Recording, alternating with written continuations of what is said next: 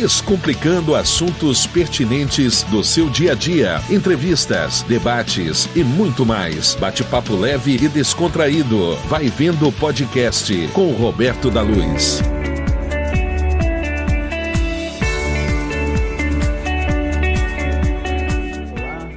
Boa noite, amigos e amigas. O nosso podcast de hoje é com o professor Rolf Oskar Rothenbauer. Me ajuda se eu errar a pronúncia do alemão. Nós vamos conversar um assunto que não deveria, mas é polêmico. Porque vamos tentar abordar nesta noite com o professor sobre as tradições, as festas populares e aquelas que estão no calendário nacional, mas que hoje boa parcela da população questiona por entender que há um conflito, muitas vezes religioso ou ideológico.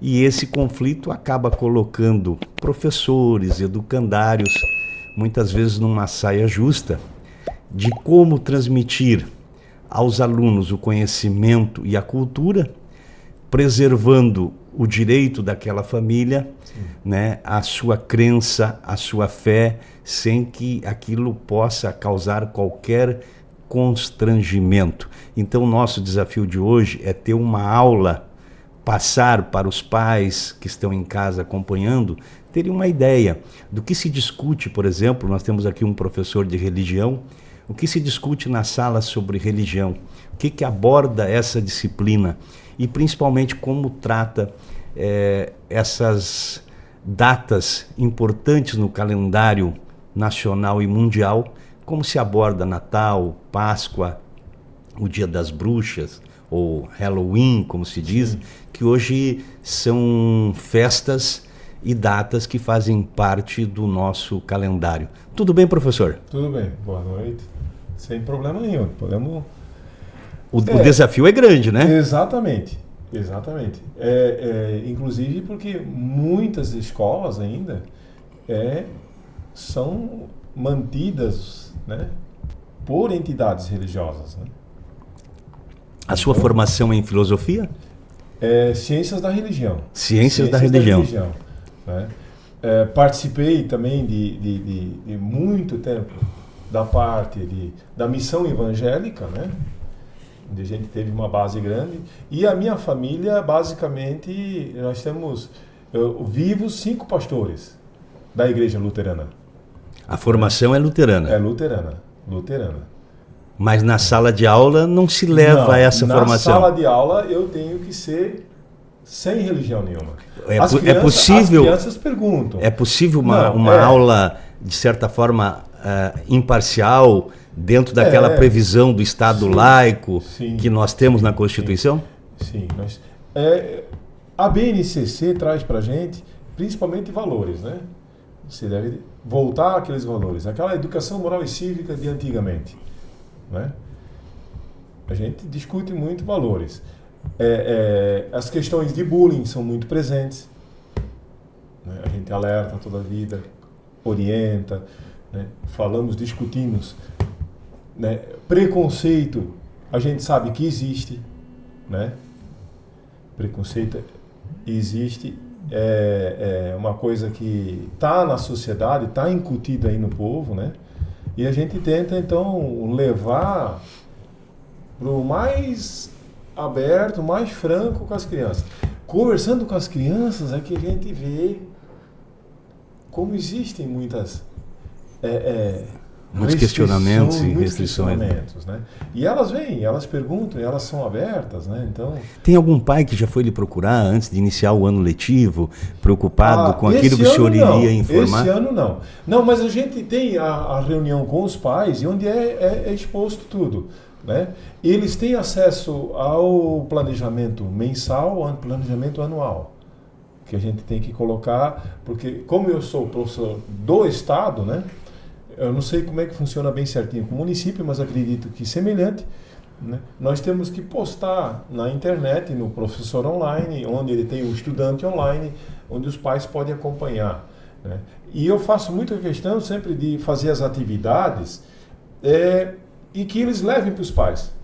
que eles mostrem em casa o que nós estamos conversando em sala de aula, né? Sempre nunca direcionado para uma religião só.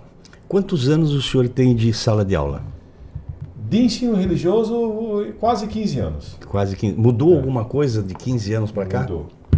Muito. A sociedade está um pouco mais exigente, mais participativa, mais preocupada? Eu digo, não participativa. Tem escolas assim, olha, fantástico. Tem escolas pequenas que a família participa muito, né? Chega a 95% do pessoal participar. E tem locais, tem escolas que os pais não se interessam. Mas já recebeu a visita de algum pai preocupado, cobrando? Já cheguei, já conversamos, mas a conversa ela não pode ser direta com o professor. Ela também está dentro com a direção da escola e a parte pedagógica da escola, né? Que participam. Mas tem gente que questiona. Tem gente que questiona. E cobram. Né? Porque agora tem a questão... Tu não vai falar só da Umbanda, tu vai falar só de tradições africanas ou indígenas, né? Ou tu vai falar só do catolicismo. Não, nós falamos de todas elas. Né? Que agora tem a preocupação política também e religiosa, né? Exatamente, tem isso também. O perfil da população brasileira tem mudado ao longo dos últimos anos. Muito. Nós éramos um país eminentemente católico, com mais de 80% da população. Hoje, o que se identifica como evangélico já supera 30%. Depois tem as outras religiões. Tem o ateu convicto também, que também precisa ser respeitado em sala de aula, né? Exatamente. E isso tudo cai no colo do professor. Aí a gente até tem várias atividades que eu faço. Então, aí você é católico, você é evangélico. Tem uma única religião que ela não está muito aberta, que é os Testemunhas de Jeová. Normalmente eles não gostam que os filhos participem porque eles têm uma visão diferente. Eles né? se abstêm muito do debate, inclusive da questão política, de dar opinião em tudo, né? Então, eles não querem que os filhos participem. Eu converso com os filhos, eu converso com os pais. O aluno tem o direito de não participar? Tem, mas aí os pais têm que, na hora da matrícula, fazer essa menção desse fato. E aí substitui essa disciplina por outra? Não substitui, porque eles daí eles têm que ter uma outra atividade paralela com o ensino religioso, né, que a gente tá. Então eles vão para a biblioteca, eles escolhem livros, eles têm que fazer uma leitura de livros. Mas ficam sob os cuidados do professor de ensino religioso. Daí se os pais fazem muita questão, eles acabam saindo da sala. Mas quando eles começam a ver que a gente conversa, no geral, assim, superficial, para eles conhecerem as religiões, eles acabam daí participando.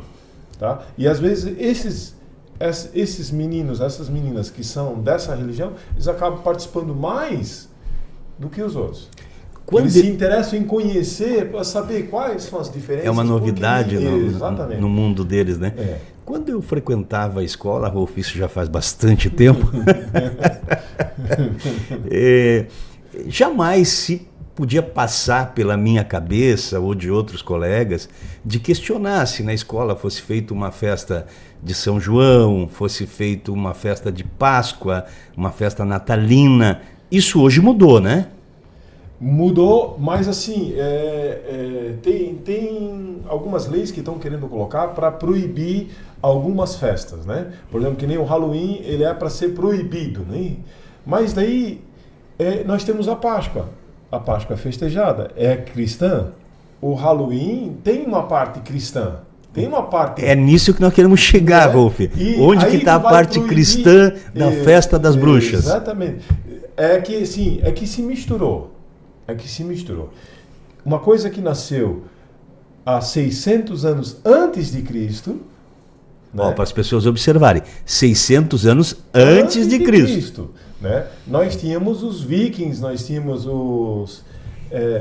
eu tenho até... Eu trabalho muito com cartazes. Eu vi os teus cartazes, né? Porque a criançada gosta. Né? O Festival de Samhain, que era uma festa da colheita que acontecia no povo celta. No povo celta, 600 anos antes de Cristo. Era pagã? Era pagã porque eles não conheciam o cristianismo, eles não conheciam... O pagão é o que não conhece o cristianismo. Que está fora do cristianismo, né? Mas por quê? Porque era uma data anterior a Cristo. Mas já tinha calendário festivo, porque isso é inerente ao ser humano, né? E eles faziam... E o que é a primeira festa que acontecia? Era uma passagem da primavera para o inverno, do verão para o inverno, onde eles faziam as colheitas e faziam um agradecimento aos deuses que eles conheciam na época. Né? E, ao mesmo tempo, eles achavam que os teus antepassados ficavam irritados contigo, porque tu não fez alguma coisa de acordo com a tradição, com a cultura deles, e aí esse antepassado voltaria nessa data, dia 31 de outubro, ele voltaria e ele iria então estragar a tua colheita ou te causar algum dano. Essa tinha relação com o sol também? Não. O sol é o Natal. O sol é o Natal. Depois nós vamos chegar lá então. O sol é o Natal. Então o Halloween tinha a ver com a colheita Por que eles faziam no Halloween? O que eles faziam no dia 31 de outubro? Eles faziam uma festança, eles comemoravam a colheita que tinha sido boa, né? Acendiam as fogueiras, porque a iluminação, né, a luz, ela afasta os fantasmas. Os fantasmas só vêm na escuridão. Então, vamos iluminar, vamos clarear a noite, né? E eles passavam 3 dias, inclusive, né? Fazendo homenagem aos deuses, fazendo homenagem aos mortos, às pessoas que faleceram da família, que aquela a fartura, né? E como que uma festa de agricultores, exatamente, 600 anos antes de Cristo, chega nos Estados Unidos e se transforma na festa das bruxas? Mas aí é que tá. Isso acontecia na Irlanda, 600 anos antes de Cristo. Os irlandeses são um povo que gostam de circular pelo mundo, né? Vamos dizer assim, né? Eles emigraram, né? Emigraram para outros países, né? Como a Irlanda fica perto da costa da Europa, né? Aí eles, como eles estavam numa época também, vamos dizer, nem sempre os anos são bons, né? Então, quando não estou bem aqui, eu vou para Portugal, vou procurar me aventurar lá para ter uma vida melhor, né? Muita gente sai daqui do Brasil que acredita que lá fora a vida é melhor que aqui. Isso é desde os primórdios, né? E desde aquela época. Né? E aí levavam consigo a cultura para outros países. Exatamente. Daí eles levavam consigo a sua cultura, né? As suas lendas, as suas histórias, e juntavam com outros países. Né? Na Irlanda existe a lenda do menino que era muito malvado, que causava muito estrago na escola. Era um Saci Pererê? Inclusive no Brasil, no dia 31 de outubro, é o dia do Saci Pererê, que é a lenda nossa aqui, né? Então tu vê que... E o Halloween chegou aqui misturado e misturou com o Saci Pererê também. Sim. Né? As travessuras, né? Mas naquela época eles saíram da Irlanda levando consigo a lenda do Jack, o menino que era muito travesso, que na hora da morte ninguém quis aceitar ele porque ele fazia muitas travessuras, né? E aí deu a origem... Aí ele foi para Portugal, os irlandeses foram para Portugal. Chegaram em Portugal, inclusive 1700, deixa eu só conferir, 1755, 56. 1755, houve aquele maremoto muito grande em Lisboa. Que praticamente destruiu a capital, a parte baixa, né? Exatamente. Né? Um ano após, 1756, exatamente dia 31 de outubro, o governo português liberou de novo aquela tradição de pão por Deus. O que que era o Pão por Deus? O Pão por Deus, as crianças saíam, ó, já está começando a formar, as crianças saíam à rua pela manhã, né, elas tinham que sair no horário que não era horário de aula, com uma sacola, aquele saco de linhaça. Não tinha doce, ganhava Não. pão. Exatamente, pães e broas. Mas o que tu fazias para ganhar pães e broas? Tu tinhas que ir de casa em casa, as casas que estavam em pé ainda, que é a parte alta, né? E batiam na porta e recitavam versos e poemas. Então, o que eles faziam? Eles faziam uma coisa bonita, né? Versos e poemas. O dono da casa, então, gostava daquela poesia, gostava daqueles versos, gostava que a criança teve educação, dava-lhe pães e broas. Retribuía com Pães pão. e broas, pão e comida. Eles botavam no saco, voltavam para casa. Ao meio-dia, se tivesse alguma criança na rua, né, que estava já próximo de findar o horário que eles tinham que ir para a escola, né, ele não ganhava pães e broas, ele ganhava um raspanete. O que é o raspanete? O raspanete é uma bronca. Ah. Era uma bronca. Não era bater, nem xingar, era uma bronca. Tu devia estar na aula, tu não devia estar aqui. Então eu não vou te dar nada, porque tu está fora do horário, né, para cumprir o horário de escola. Aí a criança corria para casa, corria para a escola. Admoestação verbal. Exatamente. Né? E aí foi evoluindo na Europa. Foi evoluindo. Pão por Deus foi permitido. Uma época foi proibida, depois voltou. Né? Hoje em dia ainda acontece. O que eles festejam muito é o Santoro, né? Que o Santoro seria o bolo, né? O dia que eles dão o bolo. Um bolo especial que é feito nesse dia, que é distribuído. Então, aí os irlandeses, com aquilo na bagagem, bom, agora eu já tenho duas histórias, né? Eu tenho o Samhain lá, eu tenho o Jack e eu tenho o Pão por Deus, né? Emigraram para os Estados Unidos, eu não tenho bem aqui a memória data, deixa eu ver aqui a época que eles emigraram. Eu tenho nos cartazes, lá estão bem as datas. Essas datas às vezes fogem um pouco, mas isso não é também não tão importante, eles né? Emigraram para... O pessoal que quiser se aprofundar está convidado para assistir uma aula, né? Eles foram para os Estados Unidos daí, com essa bagagem. Chegaram nos Estados Unidos, o irlandês, tu sabe que é um povo que gosta de brincar, que gosta de conversar e fazer arte. Aí eles chegaram exatamente nos Estados Unidos no dia 31 de outubro. E no dia 31 de outubro, nos Estados Unidos, exclusivamente, é o Dia das Bruxas.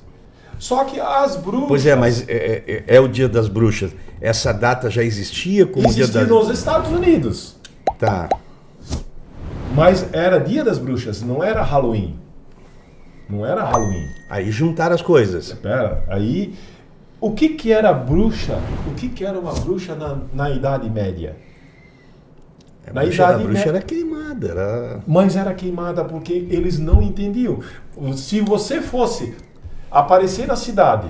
A mulher que soubesse ler, que fosse inteligente, comunicativa, já podia ser bruxa. Exatamente. Que tivesse opinião, podia ser bruxa. Amanhã vai dar chuva. Mas quem é que pode prever o tempo? Eles não entendiam. Mas tu tinhas uma dor na costela. Uma pessoa mais sensitiva, com capacidade de observar, perceber as coisas. Era bruxa. O que se valorizava muito naquela época, na Idade Média, era o casamento. Então, o marido não podia pular cerca. E se acontecesse dele ser pego com alguém que não fosse do casamento dele, em atitude suspeita, o que acontecia? Ela já era botada na fogueira porque era uma bruxa, porque ela tinha destruído o casamento daquele... Né? Ela tinha enfeitiçado o coitado. Exatamente. Era um feitiço, né? Por isso que se usa até hoje essa expressão, foi enfeitiçado por ela.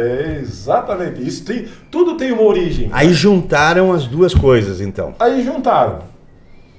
Os Estados Unidos, ele é um grande produtor de abóbora. Existia uma época que as abóboras eram jogadas até no rio. Porque pode procurar na história que você vai ver. Excesso de produção. Excesso de produção. Não tinha ninguém que comprava. O que os filhos de fazendeiro queriam fazer? Opa, vamos fazer uma careta, vamos fazer uma figura, vamos furar a abóbora, botar no palanque, naquela da cerca lá, e vamos botar uma vela lá dentro. Foi uma coisa que aí parece inventaram. Um fantasma mesmo, né, Rolf? Olha de longe, assim, aquilo antigamente, sem luz, distante, na neblina. Aí teve aquele irlandês que, opa, peraí, vamos juntar isso aqui, né? Criaram então uma outra lenda que dizia que a bruxinha lá dos Estados Unidos pediu por Jack o nabo dele, porque o Jack veio da Irlanda com um nabo na mão. Como ele foi... Era o castigo dele. O castigo do Jack, por ter sido tão ruim, tão malvado, era viajar no que o católico chama de... na escuridão. No purgatório? No purgatório, exatamente. Aí já entra o católico, né? Sim. Já entra o católico. Ele tinha que viajar no purgatório com um carvão aceso na mão. Mas como ele era muito malandro, ele pegou um nabo, que é a verdura que que cresce muito na Irlanda, um nabo grande, fez um buraco, botou o carvão lá dentro. Então ele tinha uma lanterna. Jack e o Lanterna. Até hoje eles festejam Jack e o Lanterna. Sim. Né? A bruxinha pediu o nabo para fazer uma sopa. E o Jack, daí, já como ele era um cara que sempre dizia não e só queria aprontar, ele disse não para a bruxinha. O que ela fez? Ela transformou ele. Ela transformou ele na abóbora que hoje em dia que a gente conhece, aquela abóbora que parece uma feição humana. Que destino, né? Tem o Jack, hein?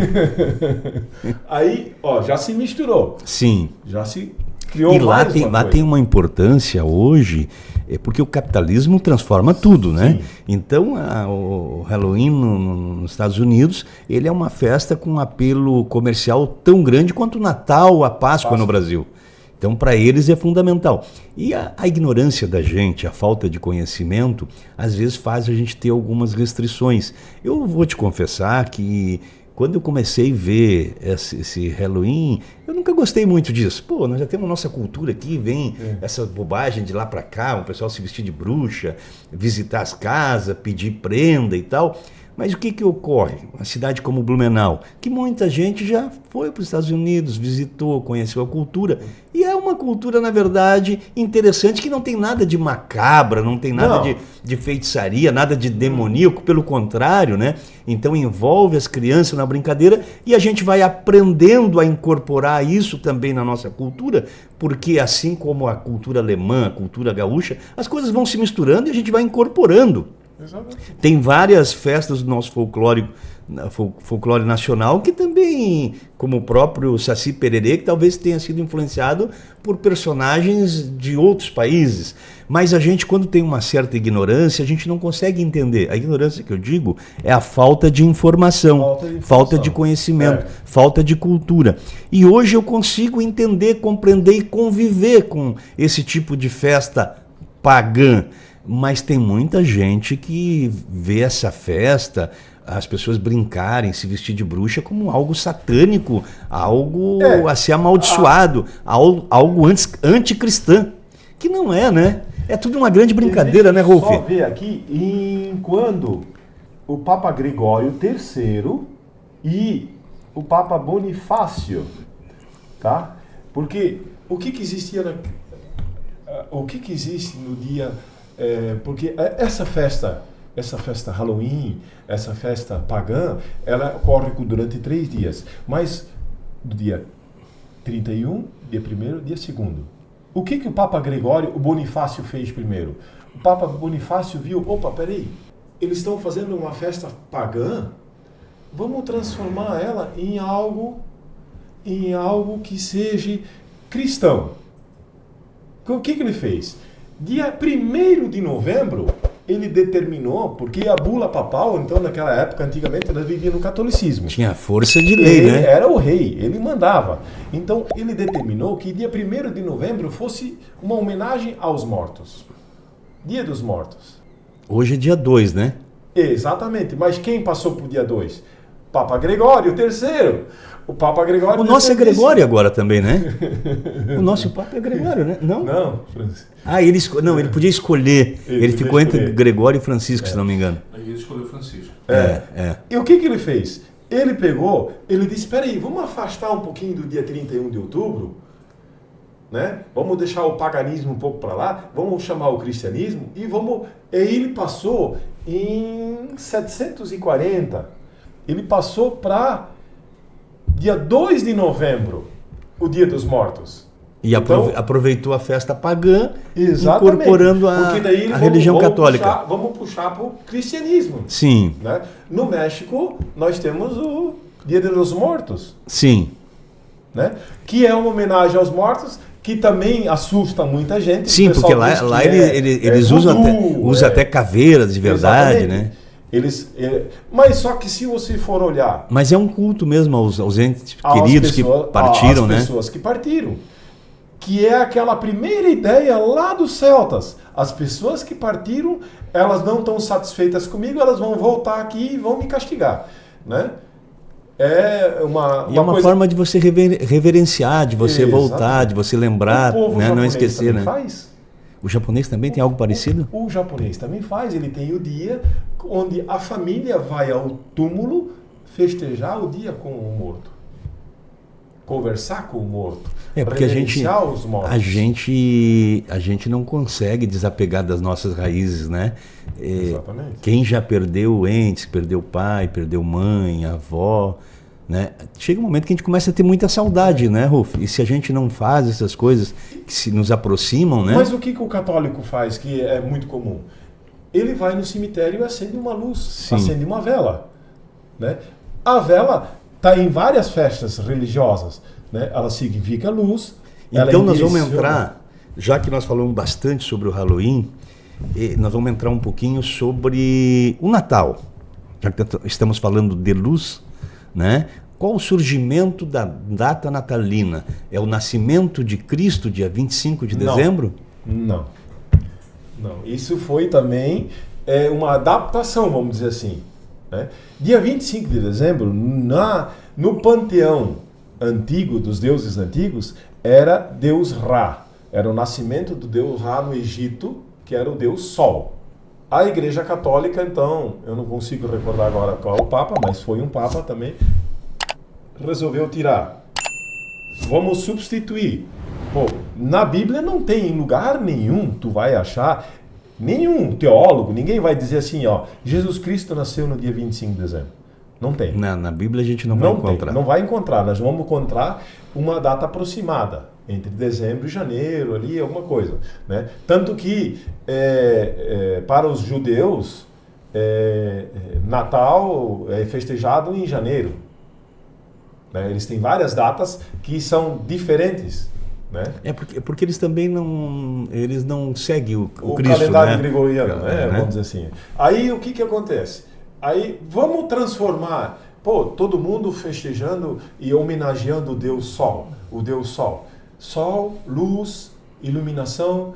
Deus, Jesus Cristo é visto como luz, né? Até para os espíritas, né? Ele A estrela d'alva guiou. Exatamente. Aí os três reis magos. Então vamos fazer e tornar esse dia santo, né? Tornar esse dia, porque o que se torna santo? Santo é porque muitas pessoas naquele mesmo dia vão homenagear Jesus Cristo. Opa, então se tornou um dia santo. Porque é certo que ele nasceu, né? Só não se sabia exatamente a data. Mas então vamos dar uma data de nascimento para ele, né? Vamos daí tirar o pagão fora e colocamos Jesus Cristo no lugar. Né? Substituiu uma festa que fazia parte da E cultura agora, daquelas pessoas, sim. né? E sem que elas tivessem que abandonar aquela motivação de se unir, de se festejar, Exatamente. transformando numa data católica. Católica. Então aí surgiu o Natal. Daí não E aí surgiu o 25 de dezembro. E daí, e tu sabes que hoje em dia tudo é comércio, né? Porque hoje em dia, eu sinto muito, né, se perdeu muito. Mas isso não deve ofender religião. as pessoas. Não. O fato de a história, né, ter escolhido uma data, não saber Não, exatamente. não, Porque nada. Cristo existiu, tá aí tudo que ele escreveu, o que fez, os exemplos que deixou, a data foi escolhida, né? E aproveitado dentro da cultura humana. Como também se faz, é muito comum determinadas datas serem acomodadas, por exemplo, para um feriado nacional. Nós temos o dia de Tiradentes, que também se lembra a morte do ex-presidente Tancredo Neves. E assim você vai juntando datas que você possa... Vão juntando informações para as pessoas. Exatamente. E esse é o Natal. E a Páscoa? Oster. A Páscoa, ela é bem engraçada. Ela é bem, assim... O que significa a Páscoa? Ressurreição, vida nova, né? Essa é a Páscoa. E daí se agregou várias coisas. Opa, como é que eu vou festejar a Páscoa? Como é que eu vou fazer o Pessá, que em hebraico é Pessá. Pessá, né? Ovo. O que representa o ovo? O ovo representa que tem vida nova. Houve um renascimento ali. Então eu deixei a casca velha e parti para uma vida nova. E na festa pagã, o que representava? Aqui eu até tenho. Eu estou passando para as crianças os símbolos e, né?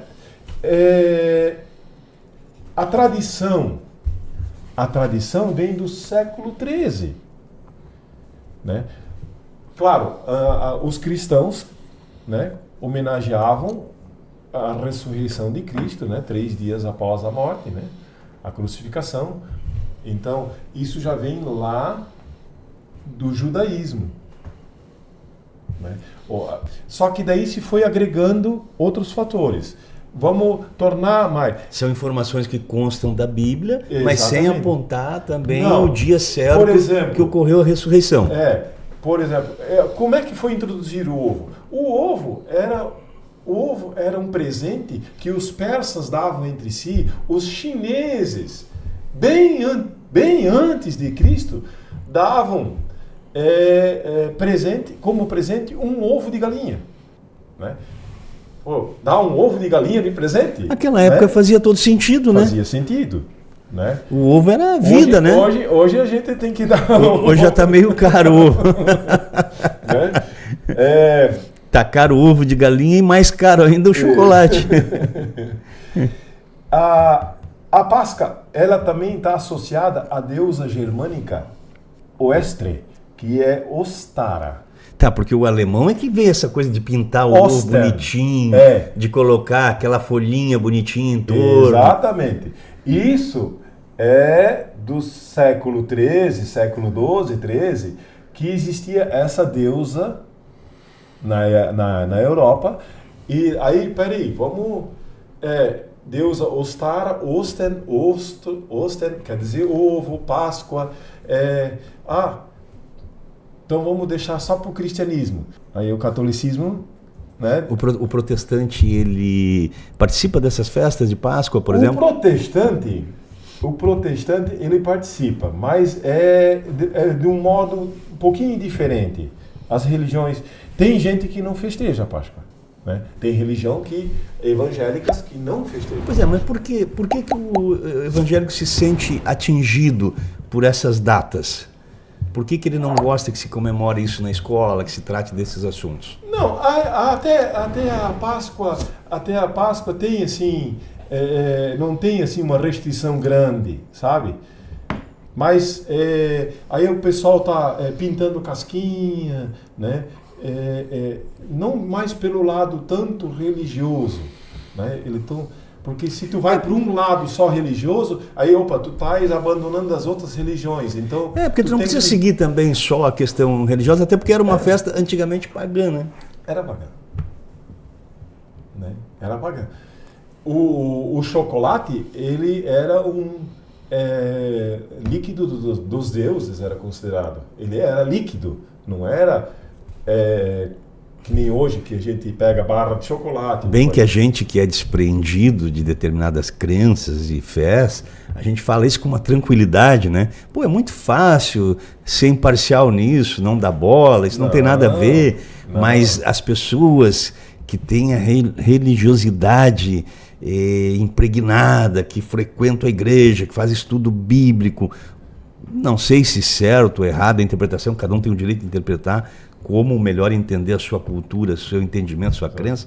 Para eles isso é muito difícil, eles não tratam exatamente com essa facilidade que a gente vê o mundo. Eles veem de forma diferente, né, Rolf? O Martinho Lutero disse, quando ele traduziu a primeira Bíblia, eu estou traduzindo a Bíblia do grego e do latim para o alemão de acordo com o meu entendimento. O que ele queria dizer? Que a gente não deve levar aquilo tudo ao pé da letra, assim, rigorosamente. Como diziam os nossos avós, não pode levar a ferro e fogo, né? Não, você tem que se adaptar, tem que interpretar. Porque sofreu adaptações ao longo do tempo, né? Muitas. Né? Surgiram muitas vertentes, né? E tem gente que lê um texto, 10 pessoas leem um texto e vão interpretar 10 vezes diferente. 10 vezes diferente. O importante é que tente preservar um pouco... o significado, por exemplo, o que é dar um ovo? O ovo, olha ali, ó, o ovo ele significa renascimento, renovação. Então eu estou dando um ovo. O chocolate. O chocolate tem um significado que é alegria e esperança. Na religião ele significa alegria e esperança. Então, claro, antigamente se fazia chocolate maciço. Luís XV, na França, né, ele chegou ao poder com 5 anos de idade. Né? Mas ele gostava muito de dar presentes. E o que ele dava? Ele dava ovos de presente. Mas espera aí, um ovo simples? Não, vamos banhar ele em ouro. Banhava-se o ovo de galinha cozido em ouro. Né? Algumas partes da Europa, eles davam o ovo de galinha embrulhado com uma folha de ouro ou uma folha de prata. Daí, folha de ouro, folha de prata. E os ovos de hoje são embrulhados em prata e ouro. E é muito simbolismo, né? Exatamente. O pessoal mais antigo, ele tinha o ovo, você tem que ter o indês. Porque o ovo é uma origem, é um início de uma coisa, né? Para você ter uma granja, tu vai partir de ter o primeiro ovo, né? E ele também representa uma questão de prosperidade. Ele é a prosperidade que ele multiplica, né, Rolf? Amizade, renovação, prosperidade, desejo, alegria, renovação, busca, afeto, cuidado. E agora, superando todo o aspecto religioso, o aspecto cultural da festa, que você pode separar da questão religiosa, tem hoje a importância econômica essas datas, né? Páscoa, Natal, Halloween são datas para o comércio fundamentais, né? Muito. Eles abandonaram o lado religioso, vamos pensar no lado comercial, né? E vamos inventar e vamos incrementar. Que é o lado também que emprega pessoas, que dá salário, que dá dignidade a essas pessoas que trabalham, que dá o pão de cada dia para essas pessoas. Em Pomerode você tem a possibilidade de ver o chocolate líquido, né? Naquela fábrica que tem lá, eles te servem. Então, isso tudo mesmo demanda de muito. Gramado. Gramado, né? E Pomerode eles têm um capricho com a Páscoa que vai pessoas de toda a região. O que eles incorporaram visitar Pomerode? Bauer Malaray, a pintura do colono, aquela pintura de ornamentar os ovos, de colorir os ovos, né? Isso se voltou lá para o século XIII, que já se fazia isso, já se pintava, mas se abandonou um pouco, mas voltou a buscar aquela tradição que acontecia lá. Esses dias eu não estou lembrando agora o local que eu entrei, mas um comércio assim que me surpreendeu, cheio de cestinhas, mas aquela tradicional, aquela que a gente ganhava há 40 anos atrás, 45 anos atrás, quando a gente era criança. o ovo também bem tradicional, que isso tem um impacto na vida da gente, um simbolismo, traz uma saudade, uma lembrança também dos nossos ancestrais, afeto, né? Afeto e cuidado, né? Afeição, um cuidado para pintar um ovo daquele, né? As crianças, a gente saía procurar, eles escondiam lá em casa e tu tinha que procurar. Na Páscoa tu procurava. Isso veio da Alemanha. Esconder os ovos para as crianças procurarem. Daí, o meu pai pintou os ovos, pintou assim, pintou aquilo, pintou aí, pintou aquelas... Então, a curiosidade deles, a maior, era de ver como é que era a pintura, né? E eles ficavam alegres. Poxa, ele teve um cuidado comigo, ele teve um afeto Sim, comigo. Sim, que tem uns que eram verdadeiras obras de arte, né, Rolf? A gente pode ver, eu tenho inclusive uma peçanca que é da Ucrânia, né? Os ucranienses, eles têm todo um cuidado. Professor, traduz para nós a peçanca. Peçanca é um ovo. Eu mandei uma foto para ti. Até. Tá. É um ovo todo trabalhado com palha de arroz. E O ucraniano e o russo gostam muito disso, né? Eles gostam muito. E aí ela toda trabalhada com motivos religiosos. Então tem a caminhada de Cristo, tem assim, é fantástico tu ver uma cultura que a gente pouco conhece, né? Mas o que eles fazem, o que eles trazem, todo o simbolismo religioso tá naquele ovo.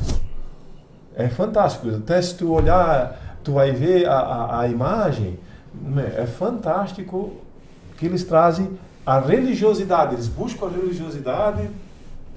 A aula de religião, ela desperta o interesse pela religiosidade.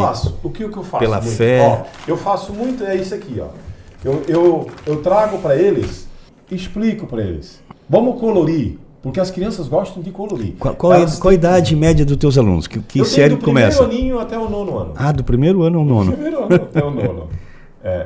Quanto menor, mais curiosidade tem. Sim. Mas os grandes... E eles olham aquilo com um carinho, que eles estão recebendo aquilo em casa, a maioria deles, né? E os grandes gostam de pintar que nem os pequenos.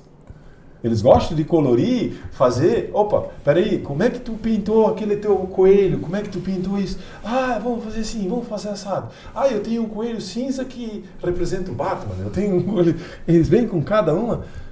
Mas a alegria de fazer o colorido. E daí, quando eles estão colorindo, a gente vai explicando e trazendo para eles o que cada coisa significa. A minha memória agora me provocou aqui, Rolf, porque a gente fala do Papai Noel, a gente falava muito do Nicolau. Por que Nicolau? O Nicolau vem da Europa. Será que as pessoas ainda falam Nicolau hoje? Porque era muito comum aqui na nossa região o Nicolau, né? O Papai Noel nosso... Aí nós temos um produto que estourou em vendas com o Papai Noel vermelho e branco. Que produto que nós consumimos, muitos brasileiros consomem dia a dia. A Coca-Cola? Coca-Cola. Se associou... no Natal eles investem muito nisso, né? Eu não consigo lembrar a data, mas a Coca-Cola fez a primeira propaganda, porque a Europa... Países Baixos e tudo. E por que o vermelho? Porque aqui na nossa região estão adotando o Papai Noel azul. Mas peraí. Na van o Papai Noel azul, verde.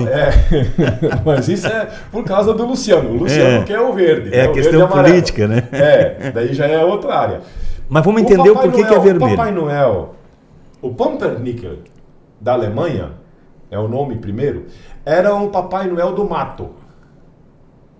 Ele estava vestido com roupa verde, musgos. Então, ele fazia o quê? Ele pegava as crianças que não obedeciam, ele ia lá e pegava as crianças. Sempre naquela questão Era tipo o homem do saco, então. Exatamente. Né?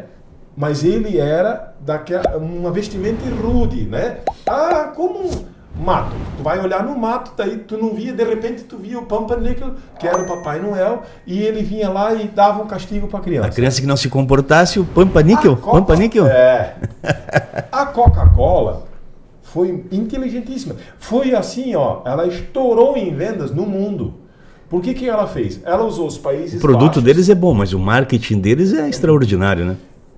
Eles foram para a Europa, onde era tudo... Se você perguntar como é que é a Europa no inverno, ela é cinza. Então o que eles fizeram? Eles usaram aquele fundo cinza, trouxeram um caminhão, né? O caminhão, 2 motoristas entraram numa cidade, uma vila, com um caminhão, e buzinando, e aí todo mundo curioso para ver o que estava trazendo, né? Eles abrem o caminhão, a parte traseira do caminhão, e sai um Papai Noel vermelho e branco. E daí tudo fica colorido. Vermelho e branco. Dali que veio o vermelho e branco do Papai Noel. Que daí depois se tornou mundialmente famoso, conhecido. Então, o professor está me dizendo que o vermelho e branco do Papai Noel surgiu da Coca-Cola. Da Coca-Cola. Então, cada comerciante pode trocar de cor mesmo. Não tem problema o Papai Noel ser verde nem azul, então. E ele trouxe alegria e trouxe vida. Eles quiseram mostrar com aquilo que a Coca-Cola estava trazendo vida e alegria para as crianças, principalmente. Então, eles mostram muitas crianças indo lá. E na tradição pagã e até religiosa, qual é o papel do Papai Noel, do Nicolau? Qual é o papel dele? O Nicolau, o nome Nicolau, Pumpernickel, esse veio da Europa. Certo. Né? Ele tinha o papel de castigar as crianças malvadas, né? Ele ir lá assustar. Então... Tá, e o Papai Noel bonzinho que traz o presente. Por que se criou esse personagem? Comércio. Vamos botar no Natal... Quem é? Papai Noel. Noel natalino. Mas não pode ser o pai que vai dar o presente nem a mamãe, é o Papai Noel. E muitas vezes é o papai que se disfarça de Papai Noel. Mas não podemos contar aqui. Porque tem que ter aquela magia. Às vezes é o tio, né? Cada família tem um, né? Tem. Na nossa lá é o tio, né? O tio Digo é o Papai Noel. Né? É aquela magia, né? Quando as crianças começam a perceber, aí a gente começa também a observar a perda da, como é que eu posso dizer, daquela... espiritualidade. Não da espiritualidade, da ingenuidade. A criança começa a perder a ingenuidade quando ela começa a reconhecer o Papai Noel. Mas esse Papai Noel não é o pai, esse Papai Noel não é o tio Digo. Eu te conheço, eu te conheço. E isso demora um pouco. Tem criança que é com 6 anos, tem criança que é com 7, 8, 5, enfim, mas né? É bonito manter a pureza das crianças. Sim, né? É bom, né? Então... E é tão bonito, você falou em vida, que a Coca-Cola trouxe o colorido, e é verdade, espiritualmente também parece, porque assim, ó, o ser humano, ele gosta muito da luz, né? Exato. A luz, para nós, ela é vida. Então tem casas que no Natal, eles têm aquele capricho, né? De enfeitar toda a casa, colorir. Vem pessoas, aqui na Fortaleza tem uma casa que atrai pessoas de Blumenau inteiro. O que tem lá? A casa cheia de luzes para você assistir. Hoje em dia é muito raro a árvore de Natal natural, né? Mas quando nós éramos criança, a árvore era a árvore mesmo, né? Então chegava ali no início de dezembro, o vô, a avó, eu lá, escolhia a árvore mais bonita, aí trazia, plantava ela dentro de um vaso enfeitava com algodão, com vela, eram velas coloridas, né? E aquilo tinha a gente ficava esperando aquela árvore que ia quase até o teto da casa, às vezes quase pegava fogo na casa. Não, algumas vezes pegou fogo no algodão. Exatamente. Era muito comum, né? Aquelas bolas coloridas. E daí foi se substituindo, foi melhorando, Sim, né? Aí apareceu pisca-pisca, essas coisas. Mas hoje em dia, se você olhar uma árvore de Natal, não está sem luz. A árvore de Natal sem luz, você diz que é morta. Né? Sim. Aqui ali está morto. Então, todo mundo busca, vamos buscar o pisca-pisca, que vem da China, da Coreia, não sei da onde, né? Mas ilumina e traz luz. Por enquanto ainda vem da China, vamos ver com a taxação aí. Isso seria para um outro podcast, né? Mas assim, e traz luzes coloridas, sempre o colorido. Né? Então, professor, o pai que tem o aluno na aula de religião, ele pode ficar tranquilo que é respeitado o espaço de cada crença, de cada religião. Não é esse o tema fundamental das aulas. É conhecer, é entender a cultura, por que tem essas datas. E muitas vezes a gente até, quando a gente vê que tem alguém de uma tradição diferente, a gente convida. Queres explicar a tua tradição para os teus colegas? Ou o teu pai, ou alguém da tua igreja quer vir conversar? Porque está aberto. Todos eles têm os mesmos direitos. Né? Nós vivemos num país cristão, né? Era eminentemente católico, com 80%. Hoje já tem uma divisão entre católicos e evangélicos muito grande, as outras religiões também, muçulmanos, né? Mas ainda é um país eminentemente cristão. Então isso às vezes leva a gente a imaginar que o cristianismo é a maior crença do mundo, né? E que os evangélicos e os cristãos são as maiores religiões. Quando, na verdade, não é bem assim, né? Porque o cristianismo está mais na Europa Ocidental, na América, e os grandes países, na verdade, têm crenças diferentes, né? A China, a Índia... Então, eles representam praticamente 2/3 da população. Nós não podemos dizer que o planeta Terra é um planeta cristão, né? Não. Mas eu sempre mostro para os meus alunos, né? Por exemplo, na Índia. Na Índia você tem milhares de deuses. E você tem o direito de escolher um deus que você quer, se aquele deus não te atender. Né? Daí a gente...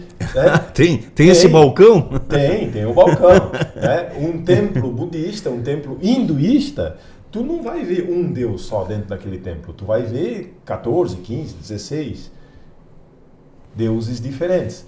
Então, mas assim, eu sempre digo para eles, vocês têm que ter o respeito.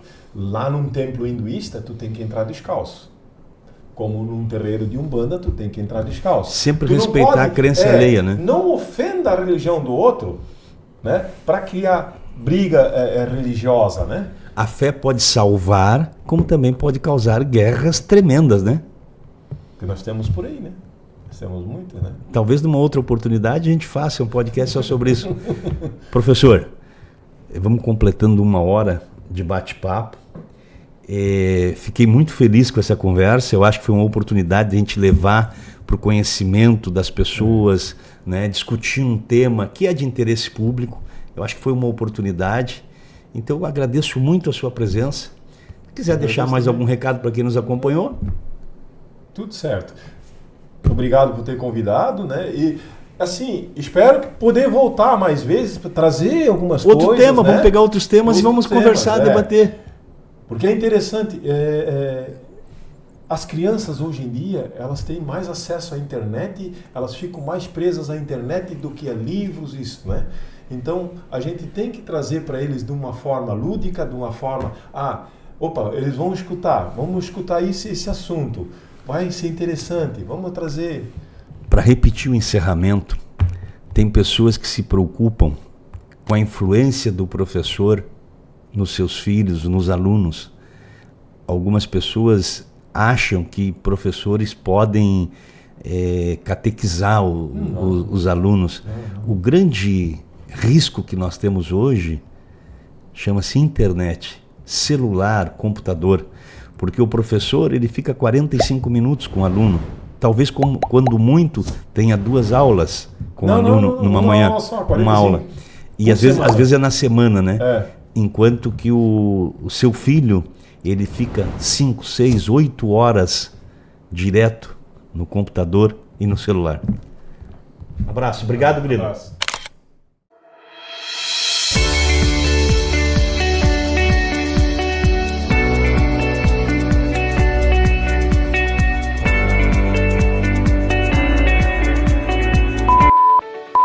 Descomplicando assuntos pertinentes do seu dia a dia, entrevistas, debates e muito mais. Bate-papo leve e descontraído. Vai Vendo Podcast com Roberto da Luz.